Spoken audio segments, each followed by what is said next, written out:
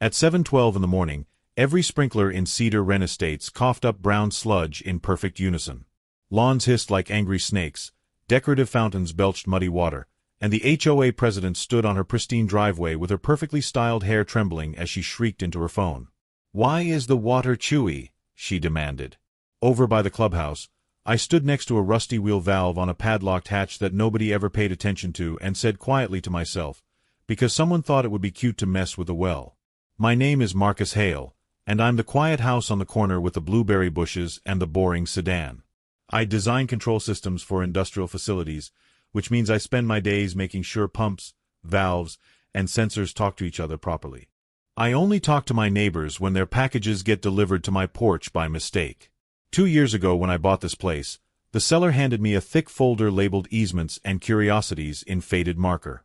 Inside was a deed from 1974 showing that a deep, legal, perfectly permitted well sat on my back lot, and that a buried water line fed 7 adjoining properties in our subdivision. The short version is this: my property is the straw, and everyone else's homes are the milkshakes. Enter Margot Ellison, president of the Cedar Ren HOA and self-appointed queen of laminated bylaws. She didn't appreciate that my picket fence had the wrong satin sheen, whatever that meant. She definitely didn't appreciate that my overnight guest parked a non-conforming Subaru in my driveway. But what really got under her skin was the locked metal hatch behind my garden shed. She stood at my property line one Saturday morning, pointing at it the way prosecutors point at evidence on television, and said it was a matter of community aesthetics. I nodded politely, watered my blueberry bushes, and went back inside to mind my own business. Margot started small with the classic HOA playbook. First came violation notices about industrial noise, even though the only sound was my well pump cycling at 3 in the morning, which happened to be the exact time when everyone's automatic sprinklers kicked on. She claimed the pump humming disturbed her beauty sleep from 4 houses away. Then she upgraded to a full rumor campaign with next-door posts about my alleged illegal water bottling operation and a strongly worded letter taped to my front door demanding I remove the unsightly steel plate, which was actually the well cap, or face escalating fines that started at $50 and doubled weekly. Then the surveillance started. My Ring camera caught her measuring the hatch with a fabric tape measure at dusk. Drone footage showed her hovering over my backyard for what she called evaluation purposes. A special board meeting that I didn't attend resulted in a vote demanding access to my property for inspection. I replied once politely, with an email attachment containing a PDF of the original easement map and the state well registration number. The board responded by declaring my well non-compliant with community character, a phrase I'm pretty sure they invented on the spot. When that didn't make me nervous, Margot decided to put on a show. She marched a contractor into my yard on a Tuesday morning wearing a hard hat like it was a crown and instructed him to install a beautification enclosure over my well. The contractor politely declined after I asked him to read the section of my deed where entering my property without permission equals criminal trespass. Margot's smile went stiff as cardboard. "You think the rules don't apply to you," she said with ice in her voice. "You think you're special because your hole goes down into the ground." I thought about explaining how aquifers work and decided it wasn't worth the effort. The letter from the county water department arrived on a Friday afternoon. It alleged that I was operating an unlicensed utility and endangering public health. There was going to be a surprise inspection on Monday morning with a list of finable offenses already circled in red pen. This struck me as strange considering my well was registered with the state and maintained yearly by a licensed company with all the paperwork filed properly. Monday morning arrived, and the county inspector showed up with his clipboard. He popped open the well cap, ran his water quality tests, let out a low whistle, and declared the water absolutely pristine. Then he frowned at the main line pressure gauge. "That's odd," he muttered. "There was a significant pressure drop last week, like somebody partially closed a valve somewhere downstream." We walked the buried line easement together across 3 different backyards until he found it.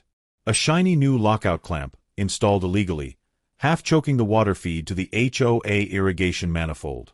It still had the manufacturer sticker on it from Ellison Compliance Solutions, LLC. The inspector stopped walking and looked at me. "Who put this here?" he asked.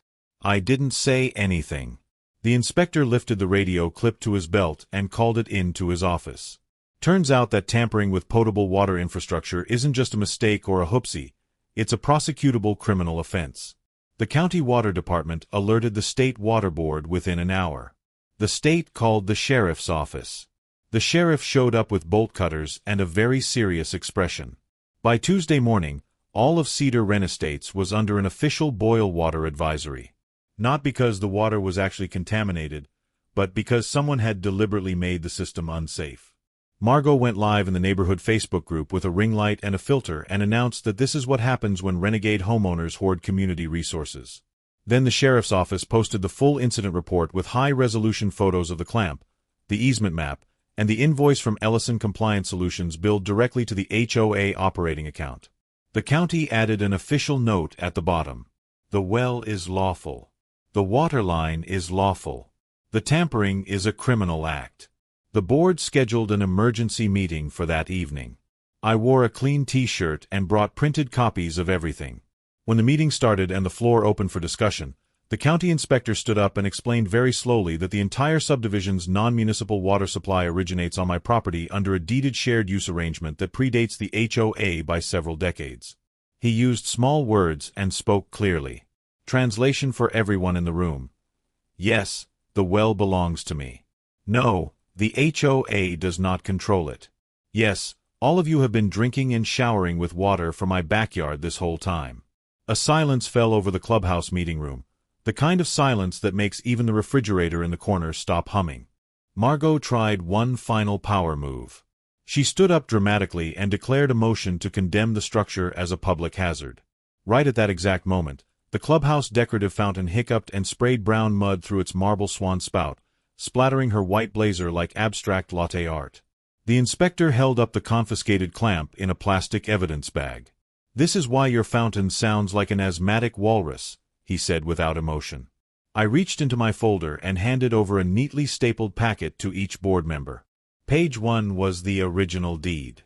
Page 2 was time-stamped photos of Margot trespassing on my property. Page 3 was copies of my well service contracts. Page 4 was a drafted proposal to convert the well into a formal neighborhood cooperative with transparent costs and professional management. Page 5 was an invoice for emergency remediation caused by unauthorized tampering, payable by the responsible party, specifically the HOA president who authorized the installation of that clamp. The entire room seemed to exhale at once. An elderly man in the back row raised his hand slowly. "Son," he asked with genuine confusion, "are you saying that technically my shower runs on the same water that feeds your blueberry bushes?" I nodded. "It's kind of a circle of life situation," I said. A woman 2 seats over whispered loudly that this explained why her tea always tasted slightly earthy. Then came the vote. The board voted unanimously to strip Margot of her presidency effective immediately and accepted the cooperative plan without changes. The sheriff walked over to the refreshment table where Margot stood frozen and served her an official citation for water system tampering in front of the bake sale volunteers. Someone offered her a brownie from the tray. She declined. Smart choice, really, because chocolate shows up terribly on white fabric. The county ended up fining Margot $8,000 for the tampering. The state water board added another $12,000 in penalties for creating a public health hazard. She was banned from holding any HOA office for 5 years and sentenced to 80 hours of community service, specifically at the hydration station during town events. The board voted her out in front of 47 witnesses, and when the gavel came down, her face went white as printer paper. She tried to speak, but nothing came out except a small choking sound. That's when she turned and walked out of the clubhouse without another word, her white blazer still covered in fountain mud.